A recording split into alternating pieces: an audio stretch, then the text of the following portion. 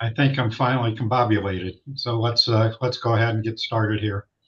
As you know, we're recording the session as we always do, and want to welcome you all this morning. So let's start with with introducing a couple of people. So we're going to hear later from Reed Sharkey, but Reed, you want to introduce yourself real quickly? Yeah, sure. Hi, everyone. And thanks, Steve. My name is Reed Sharkey. I am a community broadband specialist and research associate at the Benton Institute. So I think a lot of you know my colleague Drew Garner, who works with Mignon Hollis and the Arizona Digital Inclusion Network. Um, and yeah, we published yesterday an article that I wrote and had significant help from our writers team covering the congressional races in Arizona in the records of those candidates on broadband. So excited to speak with you all on that and have a discussion if there's interest. So thanks, Steve. No, thanks, Reed. We connected yesterday, and so I've added him to the agenda. And I'll mention this again, but the report that he's presenting, this is not an endorsement of any particular party or candidate. It's just kind of reporting what's happening. We have tried to stay away from any kind of partisan politics or anything like that. So we will do that again. But I thought his report was pretty interesting. So again, we'll talk about that some more in the future. So let's see, who else? Do we have anybody else new? It's Gordon, Anthony, Mallory, Kelly, Hey, Marcelino. hey, It's been a while since you've been here. Do you want to introduce yourself again? sure. Thank you, Steve. Listen, Chanyabu, Kachamaya, Tadeo, Makaitium, Kichin Takapo, Kachelakeo Machuk, Inepo Huni Kachaleo, Seapo, Itamaitia, Puketelakeo Machuk, Inepo, Itapo, Anima Mikwa Mecha, Into Wame Vatnataka, Impohua Sukame. So that's me. No, I give a little brief interpretation, but and it'll be backwards. Um, Good morning. I am Marcelino Flores. I'm the tribal liaison in the Pima County Health Department down here in Southern Arizona. And what I shared was that we honor and respect those that have walked this earth by honoring and respecting those who are among us. And we live behind only gifts on this land for those that will walk ahead of us. Thank you, Steve. Good, thank you, Marcelino. Glad to have you joining us again. And is that Frank Martinez? That's right, Steve. Yeah, this is my first time calling into this meeting. Frank Martinez, I'm with Connected Nation, based in here in the Valley, and our organization works with at the federal, state, local level to, like many of the people on this call, close the digital divide. I was brought in to work with the tribal nations and just very interested in the topics that you have on your agenda today. So that's why I'm calling in. And Frank, I think I left you a message a day or so ago because I actually wanted to have you do a presentation to our group here. So this, Yeah, the message you left was at the corporate, and so I just got it this morning. But we can talk separate offline. yeah, I didn't have another number for you, so that's the number I left. So Okay, anyway, yep. I'll so contact you. Yep. let's talk. Yep. Okay. And Lena, do you want to introduce yourself? Did you Lena say Fowler? Dana or Lena? Lena, Lena Fowler. Are you there? Good morning. Yes, I'm here. You want to introduce yourself, please? Okay. Hello, good morning. This is Lena Fowler, Coconino County Supervisor, calling in from Tuba City. Thank you. Great. Glad to have you join us this morning. Yeah, thank you so much. You Appreciate it. bet. And Helen Costello? Good morning. I'm Helen Costello. I'm the Deputy CIO for Coconino County. Thanks for having the meeting. Okay. Have I missed anybody? RJ, I think I know you've been here before, but you want to introduce yourself real quickly? Yeah, sure. Good morning. I'm RJ Husky. I am a virtual Chief Information Security Officer supporting the Kayenta Township on the Navajo Nation. Great. Thank you. Glad you're here joining us. Did I miss anybody new this morning? I take that to be a no. Okay, so let's jump into the agenda. Well, first of all, I want to thank our sponsors as always, Care First Health Plan, Karen Ziegler Consulting Services, Valley Telecom, Khajiit, and Triad Wireless. So we appreciate your support. So jumping into the agenda. Oops, my bait. It's all right. So first of all, I want to just announce, and Heather, you're online. Heather Floyd, who has been a regular participant with us, has been appointed Regulatory Affairs Specialist at Valley Telecom Group. You want to say anything, Heather? Well, I think partially it's because of all the new reporting requirements we have going on here. So we're really establishing quite a department and a team over here so we can be responsive to those needs. And that comes with some title and responsibility changes. I think just more work, more paper. I hope you got a salary bump along with it. We'll see about that, but it's all right. We have good working conditions over here. Okay. And moving on, I don't know, is Kelly, are you online today? Kelly Mukherjee? Okay. Anybody from Aiden online that wants to just talk about the t-shirts? I can just share that they're in their second round of printing for them, and it's super awesome. They're beautiful shirts. If you haven't seen them, I can dig up the link and put it in the chat if you'd like. Yeah, and it's also been in my newsletter, so hopefully Yes, that's everybody's right. been able to find that.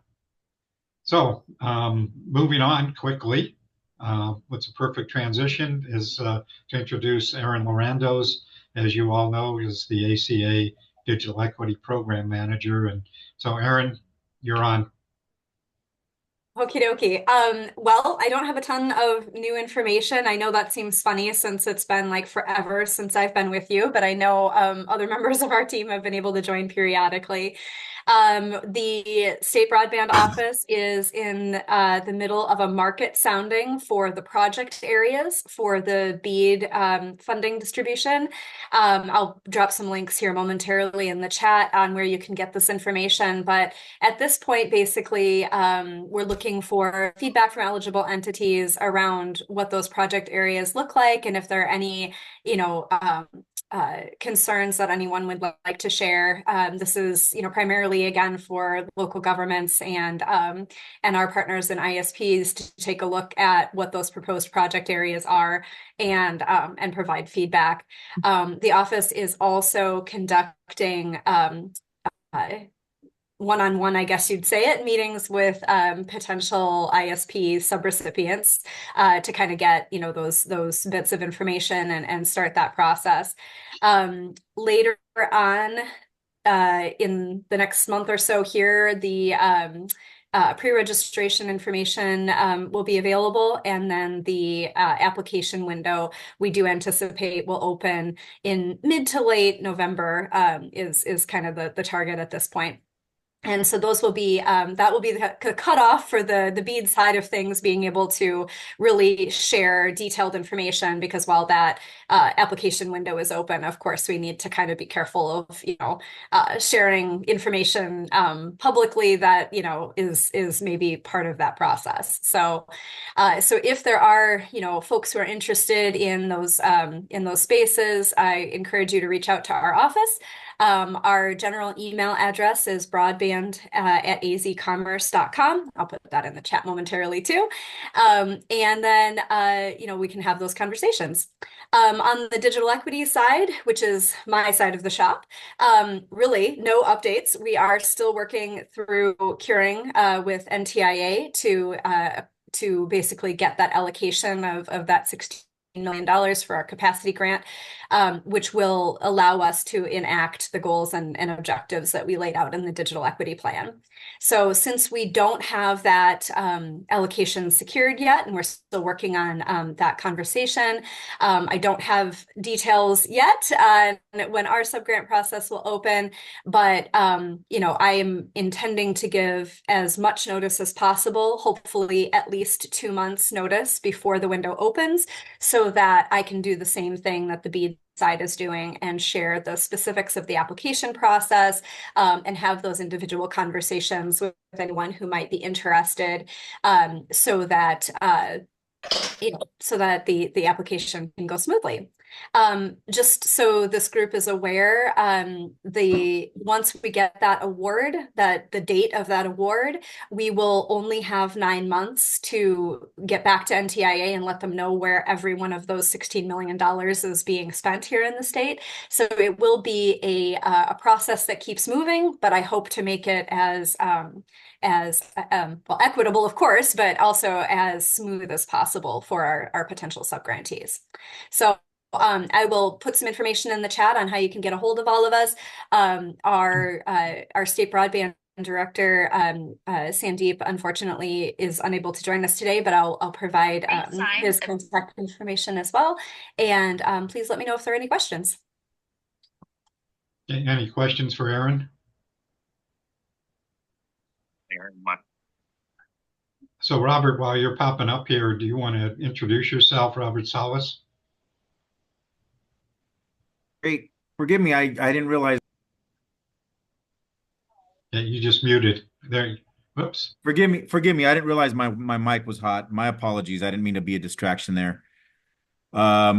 Yeah, since you're offering me a platform, I will introduce myself. My name is Rob Salas, executive vice president for Tribal Indemnity. We work with tribes directly on a consultative basis, on a large scale basis, from enterprise risk management to economic development to what we're talking about here today. I've been able to participate in quite a few meetings. I see a few recognizable names on here. I think Marcelino sending me a message down from the Pasquayaki tribe, but just want to say hello to everybody. I apologize for interrupting. I didn't realize I had a hot mic. No problem. Thanks, Robert. Glad to have you join us this morning. So I don't believe Nicole is online today. Speaking of tribal liaisons, Aaron, are you guys still looking for a tribal liaison manager for ACA? Yes, that position is still open. And I can find the link to that too if you're interested. We would absolutely love to have help in that realm, of course, not only for the broadband side of things, but for ACA as a whole. And that link also, again, I'll remind you all that a lot of the things that we mention in these meetings, I include in my newsletter. So I try to include links and contacts and all of that sort of stuff, because it's hard sometimes. And again, I guess while I'm mentioning this, that I remind people all the time that while I do send out the chat, that if you need the chat right away, if you've heard things in contacts, that you can download the chat to your computer right after this meeting.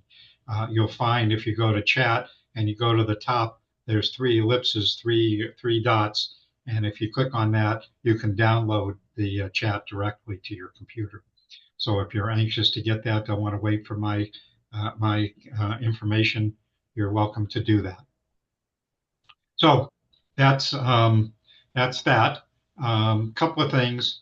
So we're looking at a couple of future presentations. One is workforce development. It's an issue that comes up all the time. What's happening in workforce development? We've done some presentations before about that, but I'm looking at putting together a panel to talk about workforce development. So that's going to be on the agenda in the future.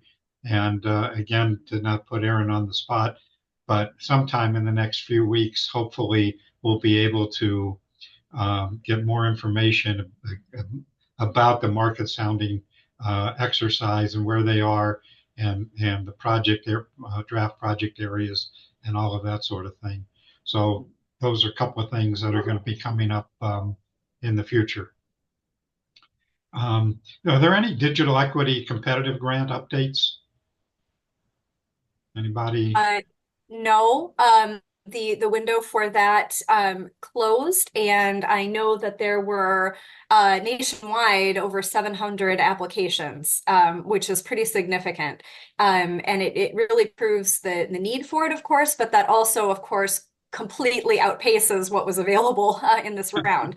So I will default to anyone on the call who may have been part of an application if there are other updates, but my understanding is folks will know at least if they've, they're still in the process by later this year. So it should move pretty quickly.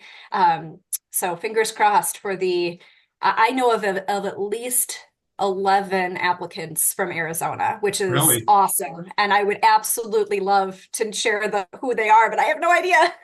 Okay. So it was not something that was ever, it wasn't going to be published or anything like that, because it's just about who ends up getting awarded. That'll be what's released from NTIA. But I yeah, would love fingers to find out. crossed.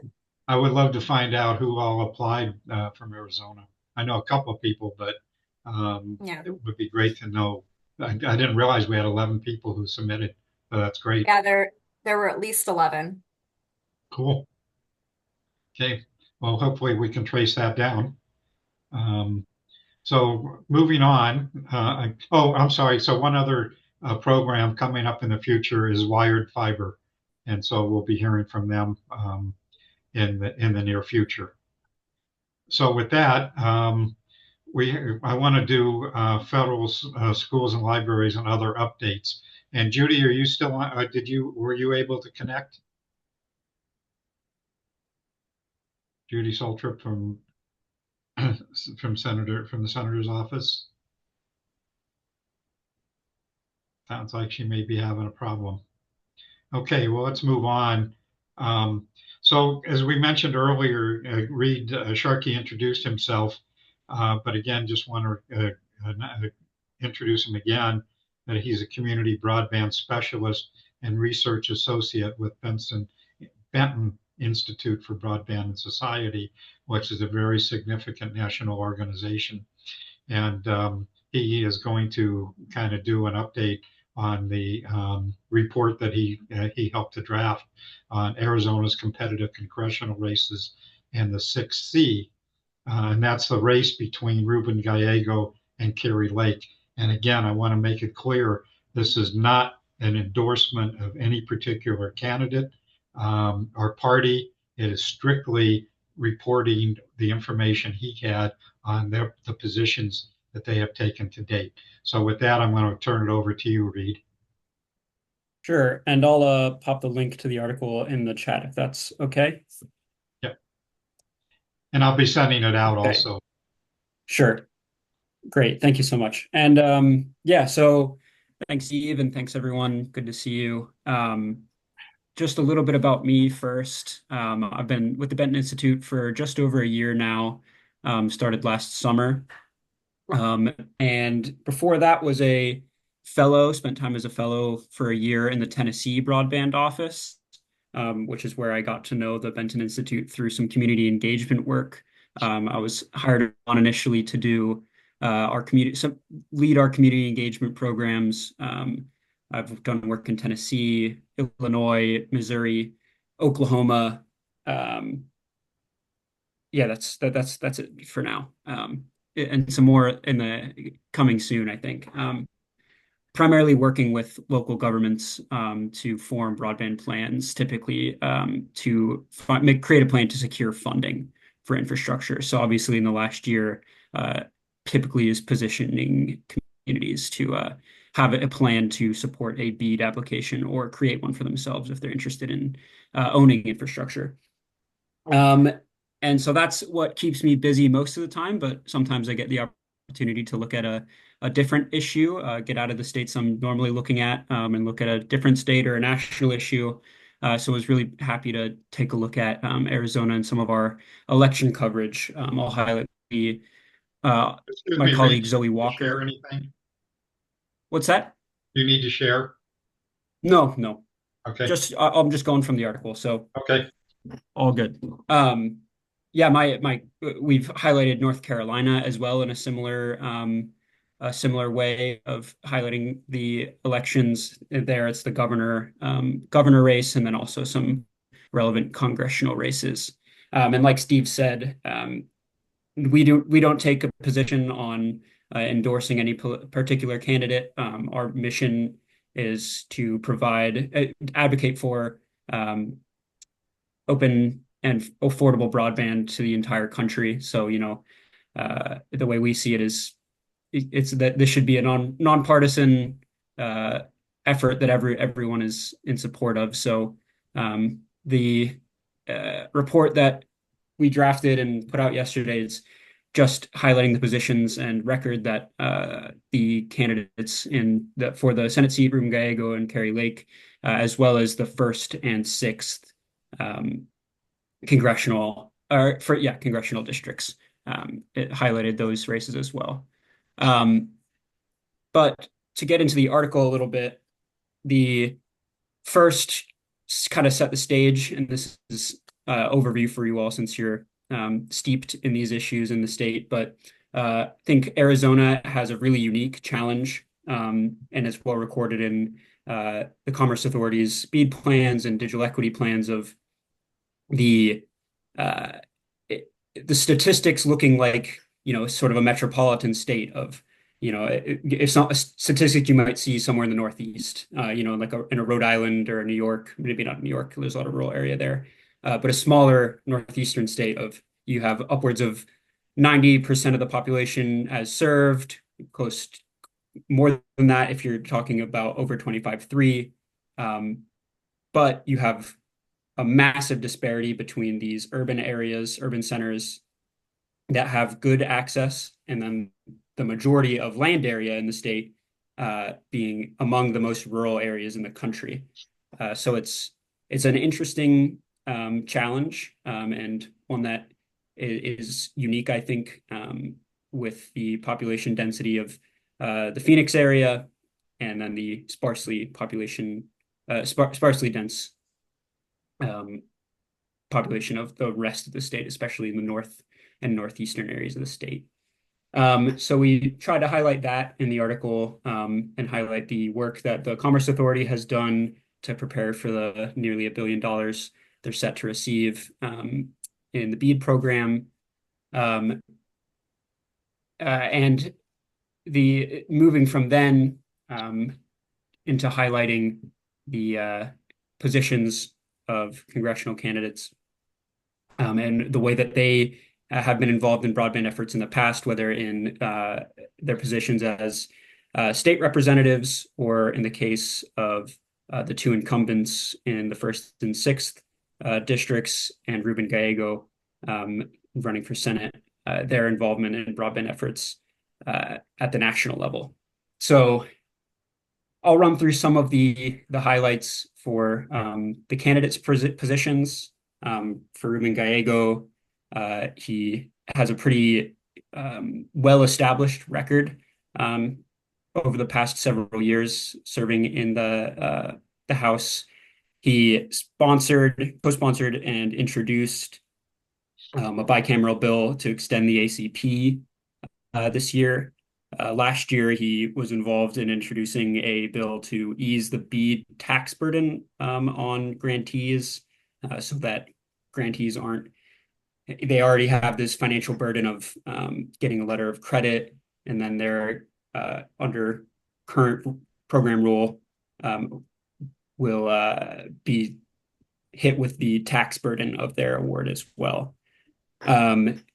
He has during the pandemic supported hotspot lending and device lending programs through ARPA, and has been a continued tribal broadband advocate, serving on a committee in the House. As far as Kari Lake's positions, not holding office in any previous role, has a far less established position on the issue. Most of what you can find on her broadband positions come from statements via Twitter or interviews where speaking about the Infrastructure Investment and Jobs Act. So there's far less information on her positions. Moving into the first and sixth districts. So the first district, that's the race between David Schweikert, the incumbent Republican, and Dr. Amish Shah, who's the challenging Democrat. Schweikert introduced a telehealth and a bill to allow for Medicare recipients to receive telehealth coverage as part of their Medicare benefits. He introduced that in the House last year. He also voted on party lines against the Infrastructure Investment and Jobs Act, which obviously established the BEAD and digital equity programs. Amish Shah has a positive broadband voting record at the state level. In the state house, he voted for two separate bills, one to establish a committee on researching broadband, and another he voted for just the establishment of continued funding for broadband grants at the state level. As for the race in the sixth district, that's between incumbent Juan Ciscomani and Kristen Engel. Ciscomani, the Republican, and Engel, the Democrat. Ciscomani has co-sponsored and introduced legislation in the House this past year to reform USDA Reconnect, ease some of the burden for smaller providers in applying to that program, which prior to the BEAD program was known as the Big Bore, the program that was very difficult for a provider to apply to. And now in my experience working with local communities and often small ISPs, those folks are looking back at Reconnect like the good old days compared to the size of the work required to forming a BEAD application. But now Ciscomani introduced that legislation to ease the Reconnect process even further. Kristen Engel's campaign has a pro-broadband investment stance, but not having prior positions in government also has a lack of a voting record. So all that can be gleaned is from their statements, their campaign statements. And yeah, that's the positions highlighted at a top level, high level. And I'll credit Kevin Tagling, our executive editor, for reminding me to use our clever 6C headline there. I think we have several other articles, one that highlights the BEAD affordability program or affordability plan that started using the 6C language for connectivity. And I'm not sure if that's in any of the Commerce Authority's plans, so that might be your all's doing as well. We're happy to look into these. I thought it was a really interesting. It was in your digital equity plan first. Thought so. Okay. Well, kudos to you all, and I'm glad that we can put it in a headline to pretend like we're clever. So there's additional coverage of Arizona at the bottom of my article. Grace Tepper highlighted the digital equity plan. She's done that for all 50 states plus territories. We have an affordability program summary, and then we also just have a BEAD 5-year action plan summary, I believe. So I'd welcome any questions or discussion if people have things to talk about. I'd love to hear from folks that are on the ground in the state. Any questions or comments for Reed? Going once? Going twice? I see EJ in the chat. I did not look at positions in the second district. Was mostly looking at the races that were thought of as competitive, and I believe the second district is one where the polling is not close, frankly. Okay. If I'm wrong, then please correct me. Okay, any other questions or comments for Reed before we move on? Okay, well, thank you, Reed. Thanks for being here today. I really appreciate your taking time to be here. I know you've Thank you. joined us Appreciate your before role. and haven't seen you in a while, so glad to have you back. Yep. Cheers. So let's get rid of that. So Mala, do you have any updates, any other federal updates? You kind of keep track of everything. No, just that there is just 1 week left to apply for the cybersecurity pilot program for schools and libraries. The application filing window closes on November 1st. I did a detailed presentation last week, and if anyone wants more details, they can refer back to that. The filing Form 484, Part 1, the deadline is for filing that form. As I mentioned, it is a two-step process. The Form 484, Part 1 is an expression of interest by those who are interested in application. It really does not have to be complete, and as long as you throw your hat in the ring to say that you are interested and that what your cybersecurity needs are, what you're looking for, just as a bare outline. They're not asking for details because the FCC will shortlist from those applications, and those who have been shortlisted have to do a more detailed application process, just as you would do for E-rate. That process remains the same. The only additional part is that this expression of interest as in the Form 484. So if anyone needs more details, reach out to me. I'm happy to help them.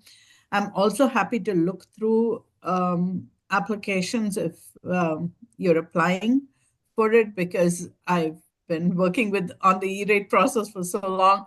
I know what the kind of questions that the program integrity assurance officers ask. So I'm happy to look them over. I'll drop my email in the chat once I'm done talking, so you can reach out to me if you need more details. And there are a lot of resources available both on the usec.org website as well as on the fcc.gov website.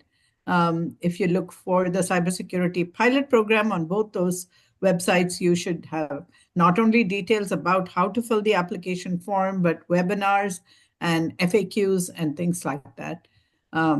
So please look at it, reach out and see that this is a great opportunity to apply.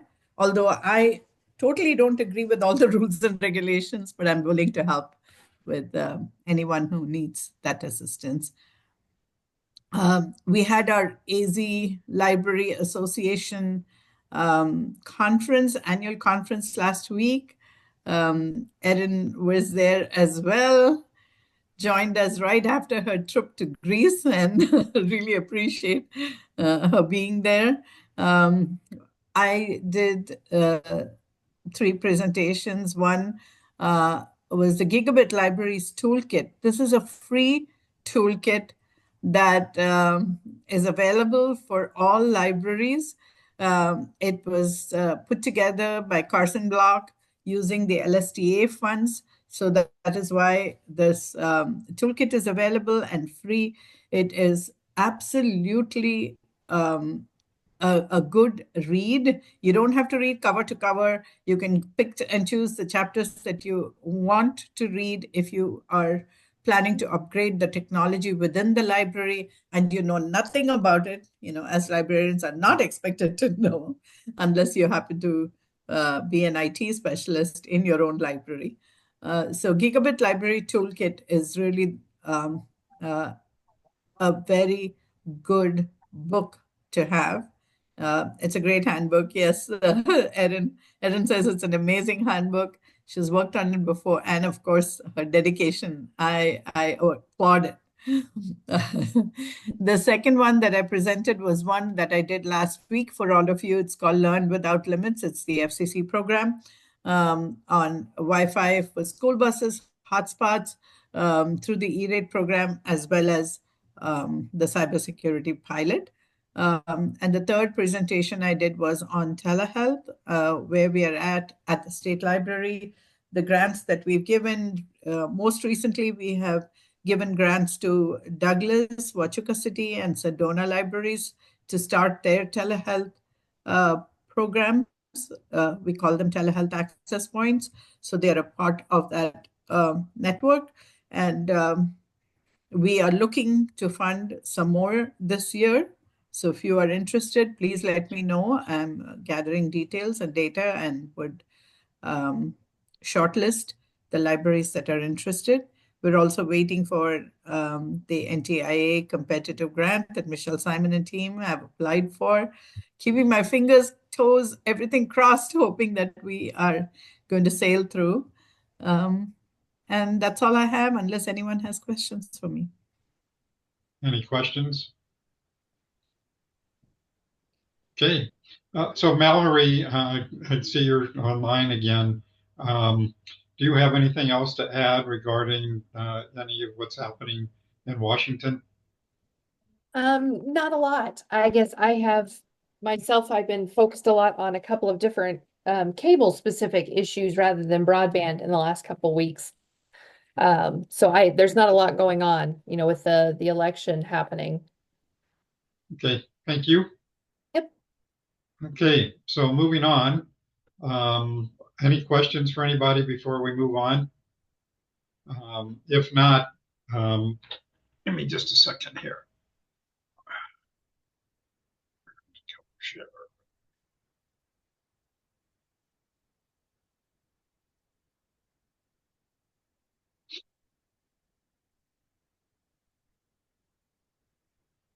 So, time for us to do our updates on the digital inclusion presentations, and pleased to have the Navajo NTUA, the Navajo Tribal Utility Authority here joining us. They have gotten very engaged with us in recent times, and we're glad to have them here this morning to give us an update on the great work that they're doing.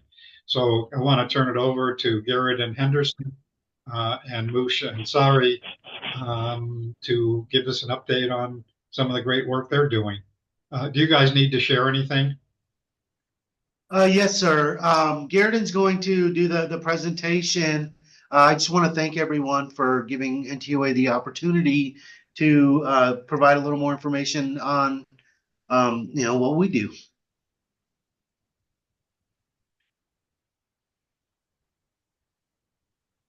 Okay. And where did Garrett go? So Garrett, and you're on, please.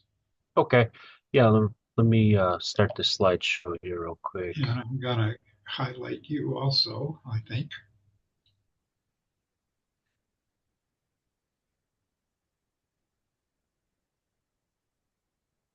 Okay, can you guys see my screen?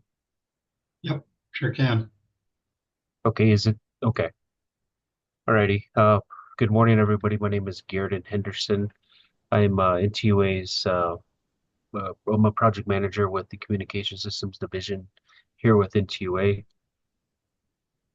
So here's our table of contents. Here's what we'll be going over today. We'll give you a brief history of NTUA, and then also moving over to our Communication Systems Division, kind of giving you guys a briefing of how our division came to be, how we built our network.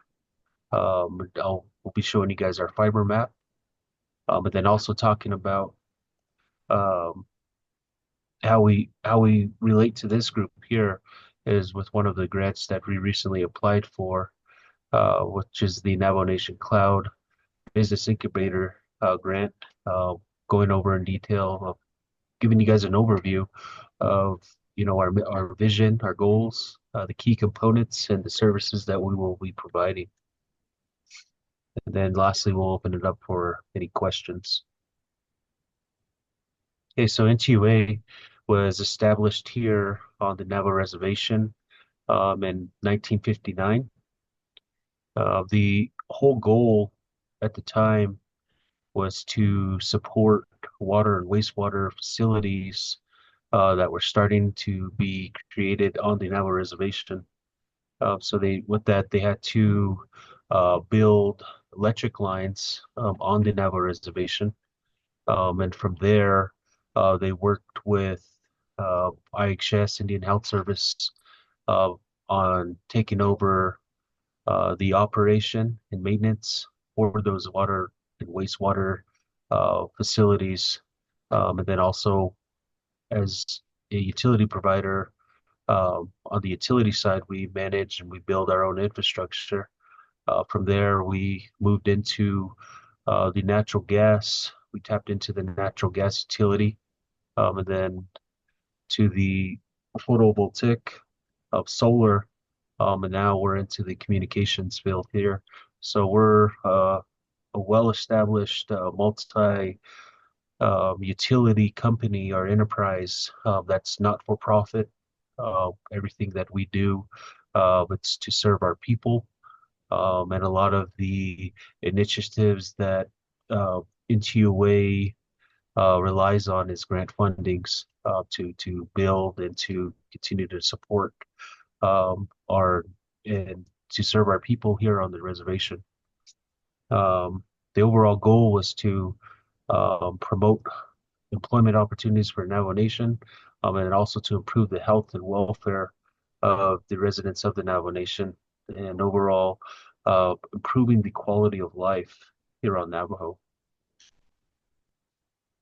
So the the creation of our communication systems division, which entails covers building towers, which are fiber fed, and also transport through microwave point-to-point solutions, as well as um, building out fiber to residential and businesses on the reservation.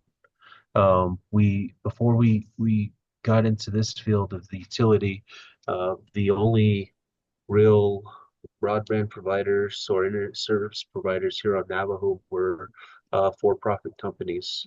And at the time, management and noticed that they were only building in profitable areas where they were going to be receiving revenue. Um, and there was, as you guys know, the Navajo Reservation expands over 27,000 square miles, um, covering the states of Arizona, parts of New Mexico, and Utah. So there's a lot of rural areas here on Navajo. So our executive management, our board of directors, our general manager that did come in at the time, they created an opportunity to bring um, improved quality broadband services to the Navajo Reservation. And at the time, there was the BTOP grant, which was part of the American Recovery and Reinvestment Act. NTUA did apply for that, and with the award of that grant, NTUA was able to build 60 self-supporting towers throughout the reservation, covering a lot of the rural areas on Navajo. They were able to start the fiber backbone construction and deploy 550 miles of fiber optic cable throughout the reservation. And then, of course, with this, did bring the first certified data center onto the Navajo Reservation, which we use as one of our, as basically the main backbone of where we're deploying our services out from. So this did take a good 5 years to get built, but they did um, build the 60 towers and over 550 miles uh, of fiber. And as you guys see here, um, the fiber network that we have, it's a very redundant network that was created So the fiber extends from Shiprock, the data center, as I stated, and it goes out to a POP in Albuquerque, which is the internet's point of preference or presence um, in Albuquerque. And by the end of this year, through different grants and through the expansion of our division here, we will have a symmetrical 900 gigabit internet transit from Albuquerque to Phoenix. And then also um, the the way that it was established was the middle mile fiber also does extend, as I stated, out from the Shiprock data center all the way to Bitahochi, which is north of Holbrook, Arizona. And then from there, Intuit does lease dark fibers from Hopi Telecom to Holbrook. And then also we are getting dark fibers from APS to Iron Mountain. So the development was planned out with using um, using an approach that would allow for a redundant network to be created here on Navajo that will be able to support basically the whole Navajo Nation. And with that, Intuit is also working with Emory Telecom to get dark fibers access to Salt Lake City and Denver for full regional connectivity um, to all the major Southwest pops. So now, to date, NTUA has built over 1,000 miles of fiber optic cable on the reservation, and then also we are exceeding 100 towers now that we have put in other rural areas on the reservation. Here's our fiber network.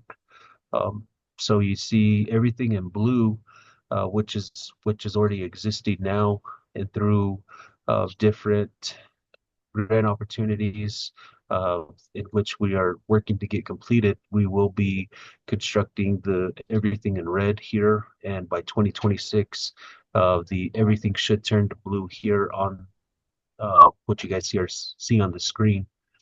So this is our fiber network, and our towers we have pretty much scattered throughout the reservation here.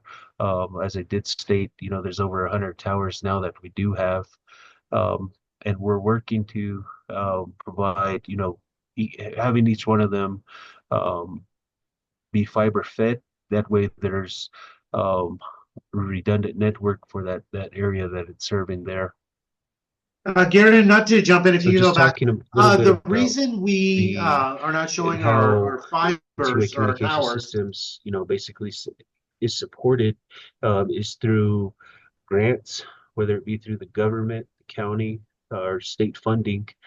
This allows for Intuit to build infrastructure. Okay, the infrastructure is deployed on Navajo, so everything does stay cycling through the Navajo reservation. And the overall goal is to improve the quality of life for our people. As you see here, we do right along our power lines. So that's where the fiber optic cable does get constructed. And then also you see our data center there serving as the main host there. And all of these we're able to bring new types of services to our people, even within the utility industry, working with all of our towers, working with our internal SCADA for water, and then also we're able to utilize the connectivity to improve, meter reading and whatnot. So everything returns itself into operating and to keeping the utility expanding for our people here on Navajo. So how we play a role in with this group here, NTUA did apply for a digital equity competitive grant, which we're calling it the Navajo Cloud-based or Business Incubator Grant. The overall goal for this is to allow our Navajo people to capitalize on broadband infrastructure and the investment by expanding digital equity beyond the basic communication infrastructure. So we have the infrastructure in place. Now it's tapping into another area that will allow for us to further serve our Navajo people by enhancing digital literacy, fostering workforce development, and fully integrating Navajo into the digital equity streams of Arizona, New Mexico, and Utah. And then, of course, support and foster local entrepreneurs. So with this, the incubator business will serve as a catalyst to um, expand spur development on the Navajo Nation and promote sustainable economic growth, and then also provide the opportunity and incentives for Navajo youth to migrate, Mitigate. the exodus off Navajo. And then also lessen the digital divide on tribal lands. So our whole goal here is to allow for new and upcoming businesses or entrepreneurs an opportunity to utilize the infrastructure that's in place to get their businesses started up. Um, okay. The key components here, again, utilizing the infrastructure that's in place. NTUA's cloud-based solution, we will be implementing this. So this will allow for entrepreneurs or startups to have access to scalable cloud services, which will allow them to manage their own network servers and data storage.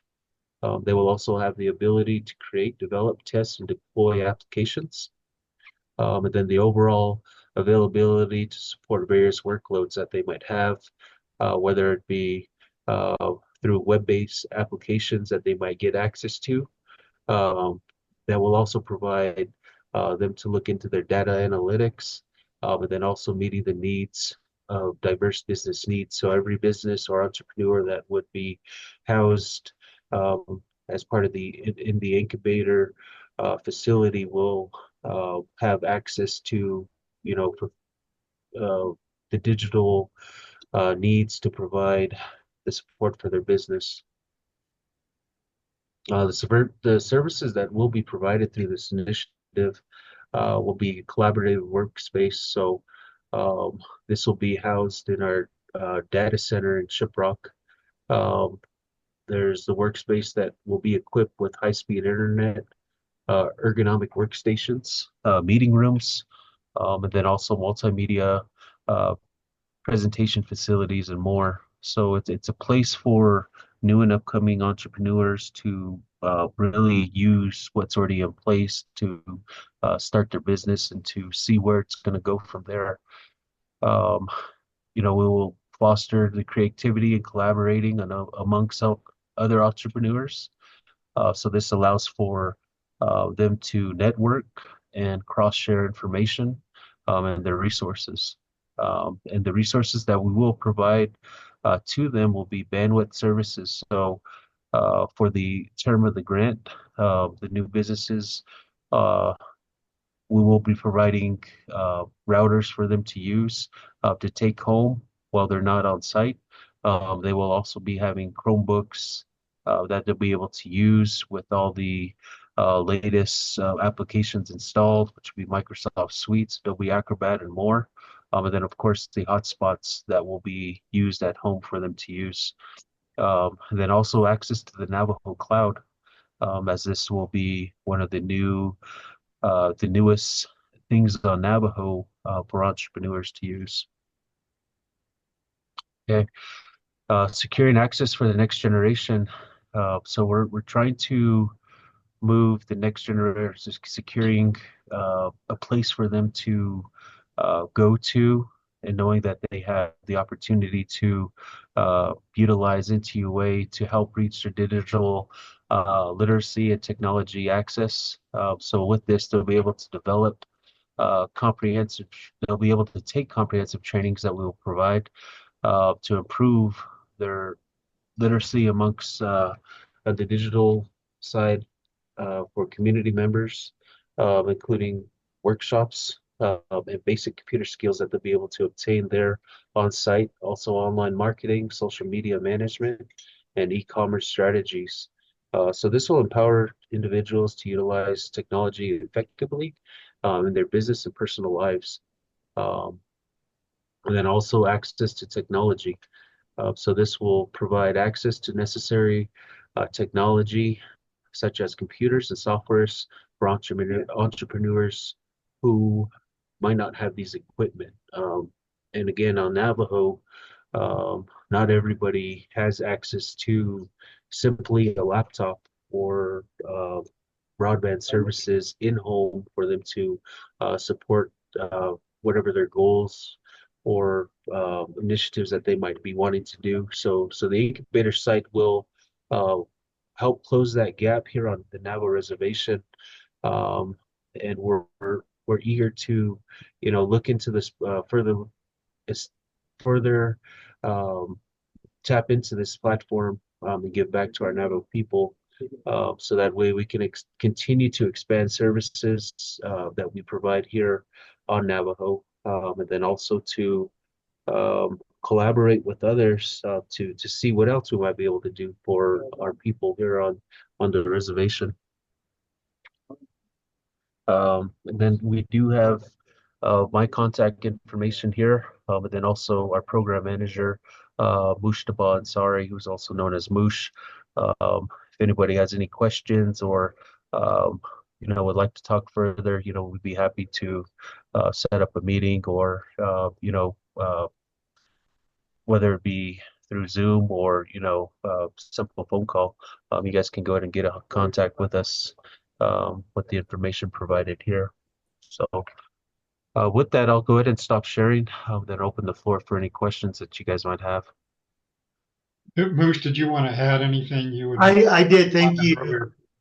One of the things, and it might seem a little strange that we're presenting this our program for this DEI grant in Arizona, and the reason is so this application was actually submitted as part of the New Mexico the New Mexico state, and the reason is our data center is in New Mexico, but the actual project encompasses all the Navajo Nation, and the majority of the Navajo Nation is in Arizona, and that's why we felt it was important for us to present that here. One thing that I wanted to add is it's not just helping with a free computer and broadband services, but for those that are interested in actually starting a business or have a business and need help, we will also provide free legal help, free business planning,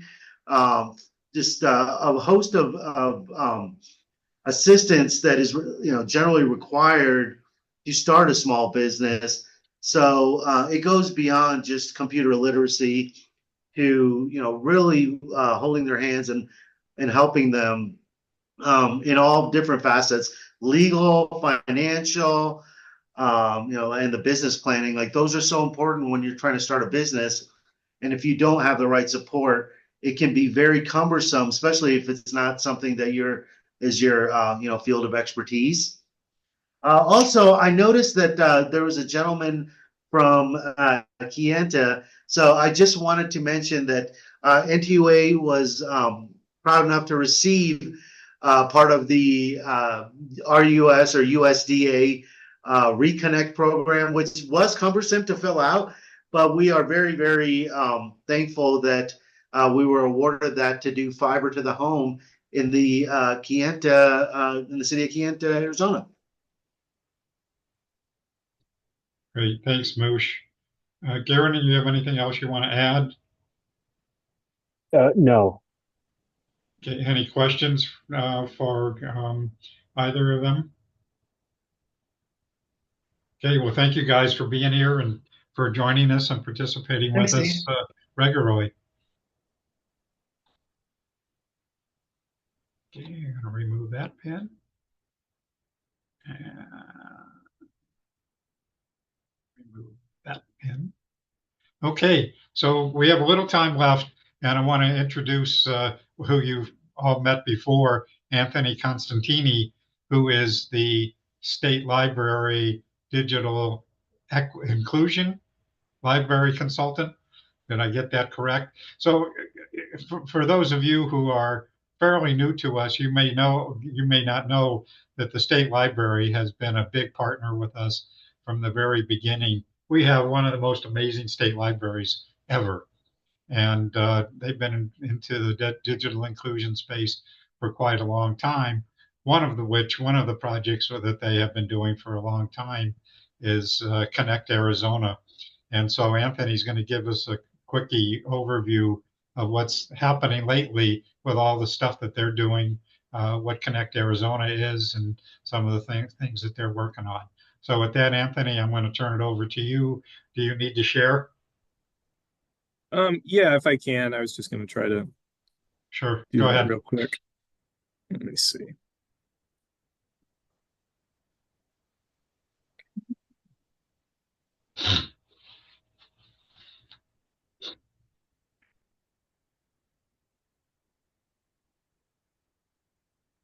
Okay, can you see my screen here? Presentation? Yes. Perfect. Okay, so I'll just try to run through this quickly. I appreciate everyone who's still on the line here. So I'm going to talk a little bit about Connect Arizona, my program, and what the Arizona State Library is kind of doing overall with digital inclusion. So as Steve mentioned, I'm Anthony Costantini. So for those of you who aren't familiar, the State Library is divided into a number of different branches. We have the Talking Book Library that works with disabled patrons, state archives, E-rate, which Amala is part of, and then I'm on the library development team. So library development just supports libraries around Arizona through consultations. We do trainings with different libraries. We provide grants, and generally we try to just make different resources available.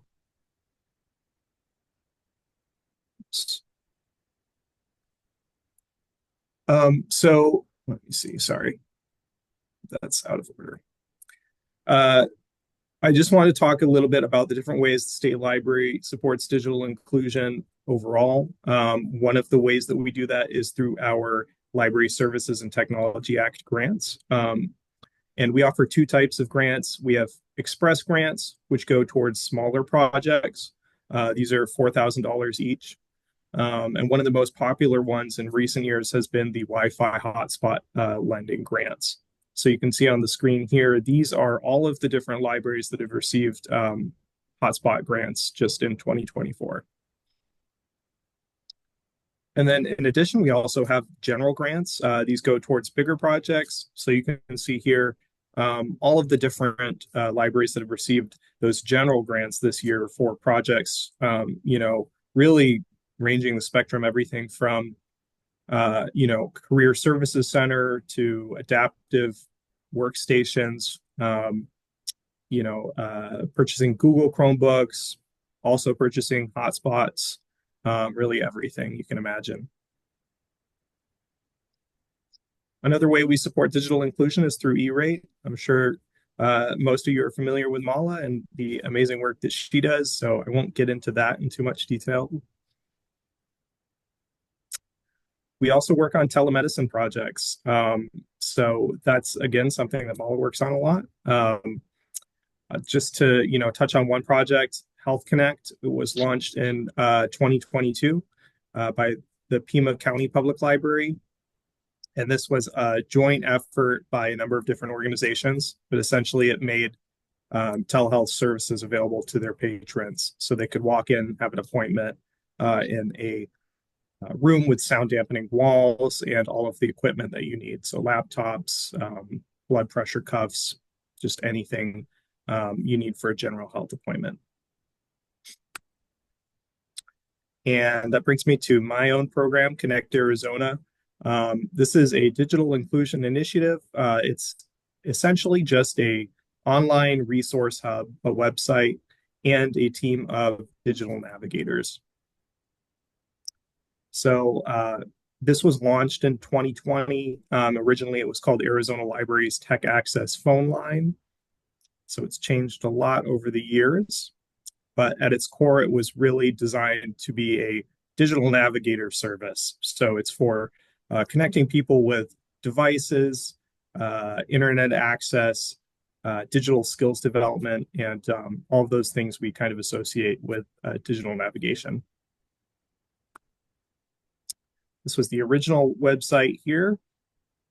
And then after it was upgraded to a WordPress site, this was redesigned by one of the digital navigators. So it's a really great site. It's connect-arizona.com. And just to give you a quick rundown, the way it works is basically we're open 9 a.m. to 8 p.m. Monday through Friday, and Saturdays 9 a.m. to 3 p.m. It's a totally free service that's open to anyone in Arizona. You can call in, text us, email, and we are happy to help you with, really anything you need. I'll give you a basic idea. This is all of the stuff that our navigators will do. They will work on computers, internet and device basics, troubleshooting devices, researching low-cost devices. So it gives you kind of an idea. Some of the things they won't do, they're all remote right now, so they can't support in-person help, unfortunately. And they also don't do any kind of purchasing technology for clients or completing work for clients. Each client receives 2 hours per week of support, and it can be divided, any kind of way throughout the week or during the day. We try to keep our data collection minimal, so we don't collect much data, and we definitely don't collect any sensitive information. This is our team of navigators. You can go on our website and kind of read more about them. You can also read testimonials from former clients on our website. Just talk about all of the great things that they've been helped with by the navigators. And just to go through quickly some of the resources we have on our website. We offer a low-cost internet plan list, so you can browse through and find different plans in your area. You can search by zip code. You can filter by the cost of the plan, the speed of the plan, and really find something that's affordable for you. This is something that the navigators can walk you through. We also have a free public Wi-Fi map. This is a Google map that just shows different locations in Arizona for free public Wi-Fi, libraries, schools, any kind of organizations offering free Wi-Fi. We have a list of different organizations in Arizona that provide devices, affordable devices, free devices to both individuals and groups, nonprofits, schools, libraries. So you can look up there. We have a lot of great orgs on that list. And then some of the other resources, we have a compilation of tech help videos. These are available in English and Spanish. We also have North Star Digital Literacy. This is a online digital skills learning platform. You can see all of the different topics that is covered on that site, and that's also totally free to the public. As well, we have a Arizona Digital Inclusion Directory. So this is really kind of a broader database. It collects a lot of those different resources, and really anything else that we miss, we try to include on this directory. And then, the main point of Connect is really connecting the public with internet, but we also have some resources for professionals that are working in this space. That can be library staff or really anyone else interested in learning about digital inclusion and digital equity. I think one of the coolest things that we offer is county profiles.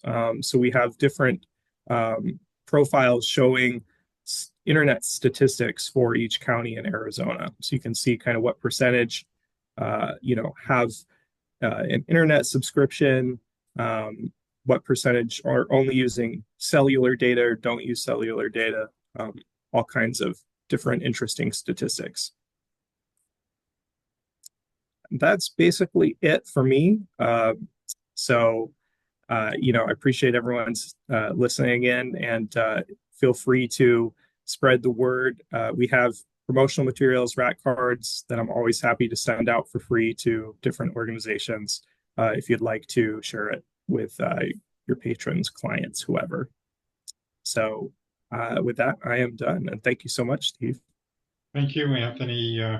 I know we had to cut your time a little bit short today, but really appreciate you being here. And as always, as I mentioned, the state library has been a strong supporter for Arizona and the digital equity space. So thank you for being here, Anthony.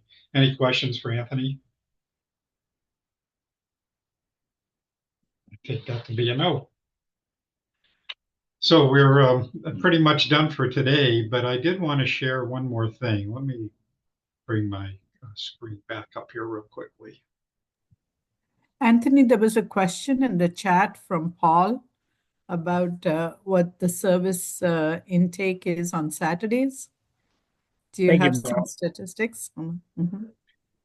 Yeah, so I don't have any numbers right now, but I can tell you that, Saturdays tend to be a little bit slower, but we definitely do see clients on Saturdays for sure. There's just a lot of people who are working during the week and just, it isn't really convenient for them. So, when we decided to expand to Saturdays, I think that's been really valuable for a lot of people we might not otherwise get. So it's a great question. Okay, any other quick questions for Anthony? So if not, just a couple of things. Amala, you might be interested in this, that I just read an article, and I'll share the link with you, that Tucson now dispatch for fire and police, they will now provide telehealth for 911 calls. And so they will now ask people if it's not an emergency, but they would like to speak with a doctor, they will now connect them directly for a telehealth call. So I thought that was really interesting, and can share the information about the contact information for that. And I will try to get them to provide a presentation to this group. And so I thought that was really interesting. Secondly, is just a reminder that T-Mobile is still providing free iPads. And again, that information on how to be able to apply for that, who can apply, is in my newsletter with a link and the contact information here in Arizona to get more information about how to be able to do that. And then a couple of other quick things. That on November the 13th, the Arizona Technology Council's 21st Annual Governor Celebration of Innovation, and on the 20th, that they are having a Tech Inclusion Forum, Breaking Barriers for Disability Inclusion in Technology. And I'm going to try to contact them, because it is a in-person only event at the moment, but I'm going to work on trying to get them to make it available online. So any other quick announcements that anybody has? Steve, Mark Goldstein. Yeah, go I ahead, put Mark. it in the chat. The Arizona Tech Council's 2025 Public Policy Guide was just released this morning as a PDF on the website. So I put the PDF in the chat, which of course you can't. It doesn't download with the chat, but also the link to the landing page where it can be downloaded. I know you'll include that now in the newsletter. I will. Any other quick announcements? Going once. So Kelly, I don't know if you were on earlier, we did announce about the t-shirts. Awesome. Sorry, I did come in late, but thank you for So announcing. Aaron did announce about the t-shirts, and as you probably have seen, that I do have in my newsletter. Awesome. Yeah, I think Aiden's going to be very happy. I think we were all very excited to have the opportunity to work together and create wonderful t-shirts. So thank you everybody for your support. Okay. Anything else? I'm going to stop recording. And as you know,